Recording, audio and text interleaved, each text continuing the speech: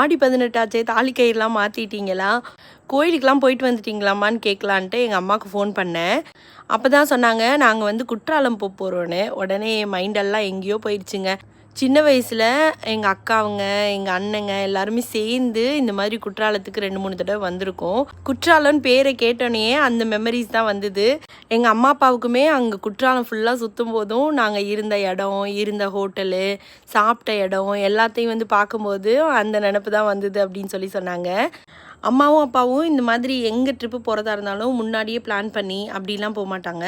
அவங்களுக்கு எப்போ அப்பாவுக்கு ஃப்ரீ டைம் கிடைக்குதோ அப்போ டக்குன்னு கிளம்பிடுவாங்க. அப்பா பிஸ்னஸ் பண்ணுறதுனால குற்றாலம் போகிற வழியிலேயே ஆண்டாள் கோயிலில் போய் பார்த்துட்டு குற்றாலத்தில் போய் செம்ம ஆட்டம் போட்டு குளிச்சிருக்காங்கங்க. அதுக்கப்புறம் பார்த்தீங்கன்னா குற்றாலீஸ்வரர் கோயிலுக்கு போயிருக்காங்க. பட் ஆனால் நட சாத்தினதுனால அங்கே வந்து சாமி கும்பிட முடியல.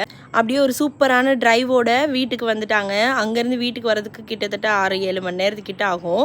அம்மா அப்பா குற்றாலம் போன ஃபுல் வீடியோ லிங்க்கு டிஸ்கிரிப்ஷனில் கொடுத்துருக்கேன். போய் செக் பண்ணி பாருங்கள். அம்மா சேனல் பிடிச்சிருந்தா சப்ஸ்கிரைப் பண்ணிக்கோங்க.